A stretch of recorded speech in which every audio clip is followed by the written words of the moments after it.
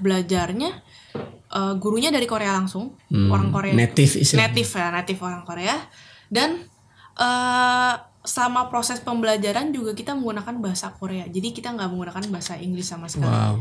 Jadi belajar bahasa Korea dengan menggunakan bahasa Korea.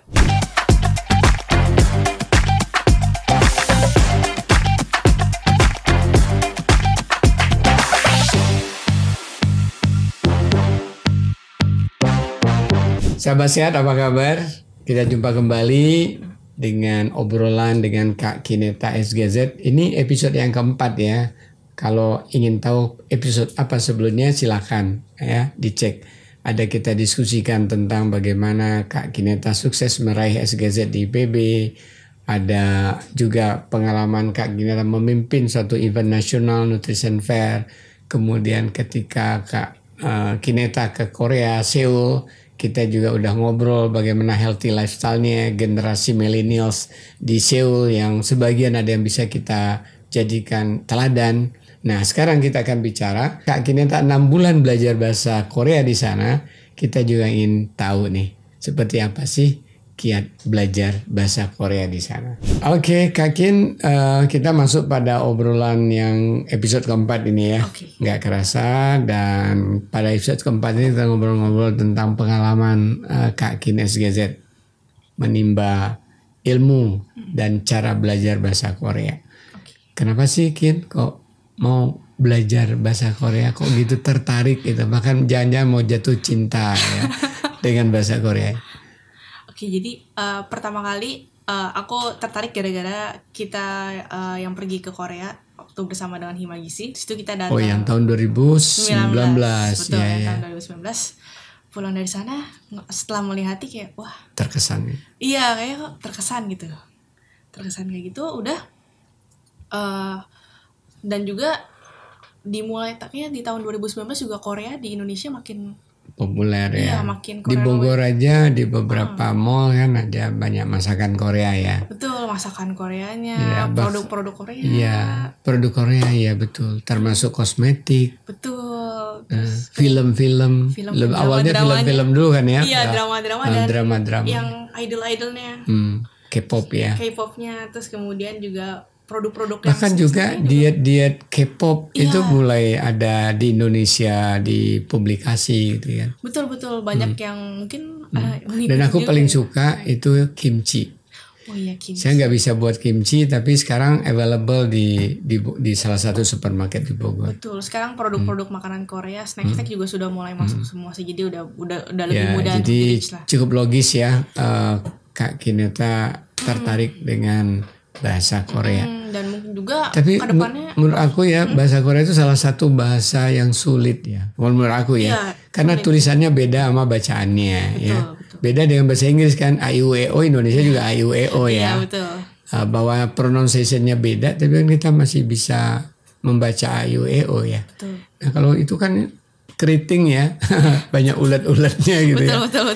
Oke, jadi gimana sih cara belajar bahasa Korea di sana yang pengalaman Kak Kin?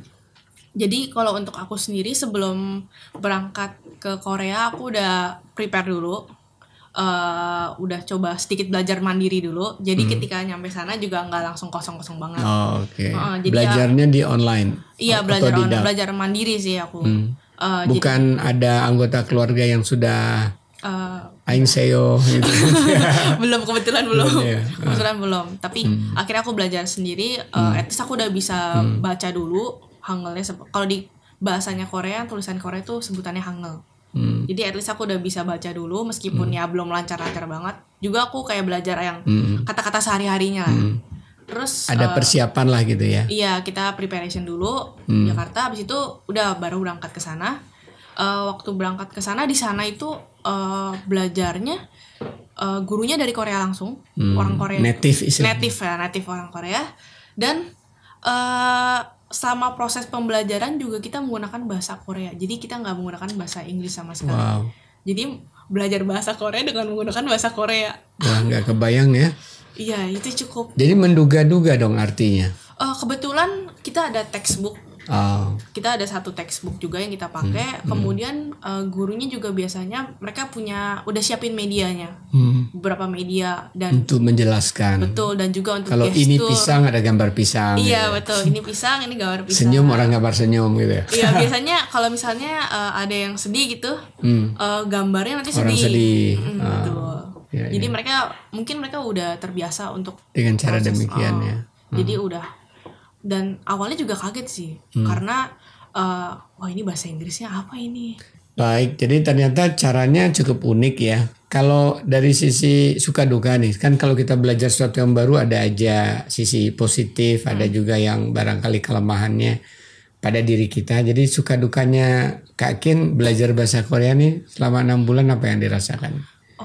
Kalau aku kebetulan kesana pertama kali itu sendiri, jadi aku nggak ada yang kenal. Tapi kan teman 2019 sudah pernah. Iya.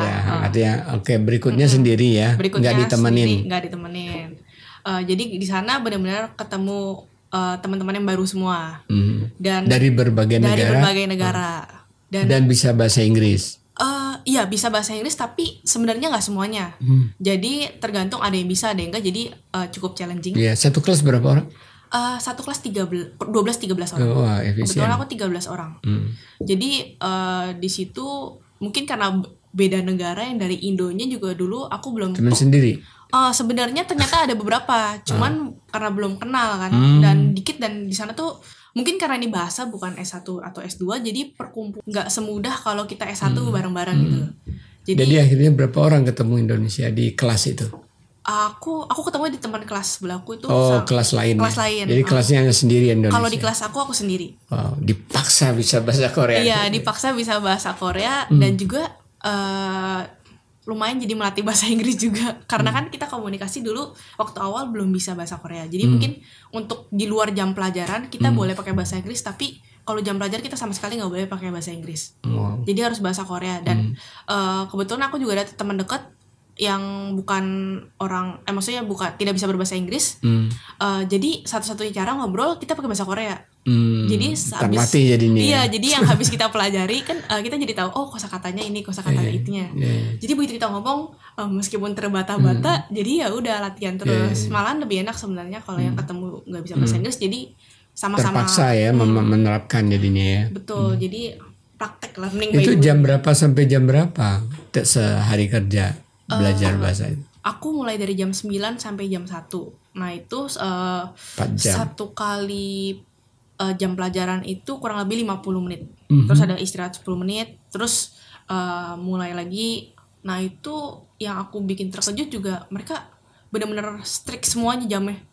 Disiplin ya. Disiplinnya setelah juga. Jam 1 pulang. Setelah jam 1 biasanya pulang. Makan di mana? Aku biasa makan sendiri di rumah.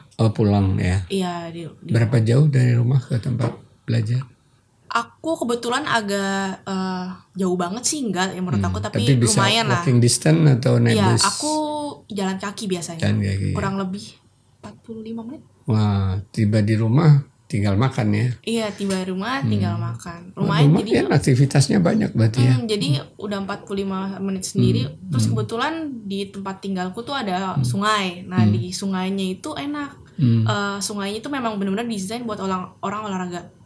Jadi mereka ada olahraga pagi atau sore atau malam. Bisa. Mereka aku lihat setiap jam begitu aku keluar ada terus yang lari. Jadi mereka punya ada running tracknya. Iya. Terus juga ada alat-alat yang udah dipasang buat fasilitas umum. Iya. Jadi bisa dipakai siapapun kapanpun bebas. Oke, jadi kalau ada lagi teman-teman Indonesia ingin belajar bahasa Korea, apa kira-kira pesan dari Kak Kin ya, semoga dia juga sukses seperti suksesnya Kak Kin? Pertama pastinya dicoba cari tahu dulu kira-kira apa yang mau dicari. Misalnya mau di univ mana, itu informasi sih udah lumayan di internet. Jadi bisa dibaca-baca review-review dari teman-teman yang udah pernah kesana. Terus kemudian di-prepare semua dokumennya, jangan mepet-mepet karena kan ngurus visa ya.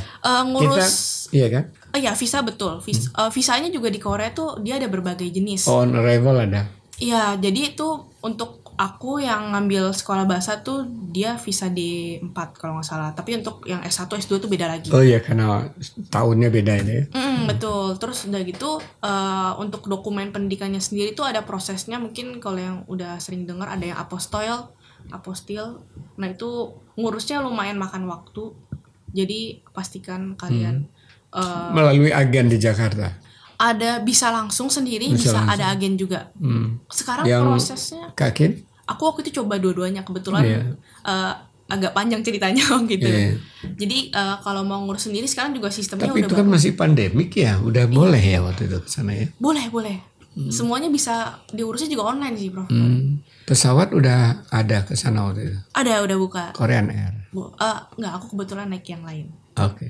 Kebetulan di tahun 2023 itu Korea udah mulai buka lagi sih. Oh, waktu pulangnya. Tapi sorry, 2022 itu udah mulai terbuka. Di sana masih pada pakai masker waktu itu? Kalau waktu datang ya. Masih mereka lumayan strict sih. Cuman waktu aku selama belajar bahasa? Iya, kalau jadi waktu aku selama belajar itu sempat di 2 bulan terakhir apa sebulan terakhir tuh kita di outdoor udah boleh. Kecuali di tempat yang ada fasilitas kesehatan ataupun di public transportation itu kita wajib. Nah, tapi kalau di kampus aku sendiri dia mewajibkan kita tetap pakai. Oke. Mereka jadi ini sih. Baik, jadi sekarang sudah bisa belajar ngobrol bahasa Korea, nulis bahasa Korea. Rencananya akan bekerja di perusahaan Korea? Iya, aku rencananya sih. Gitu ya? Iya, nyarinya ke yang arah Korea. Waduh, selama dengan wajahnya juga udah mirip.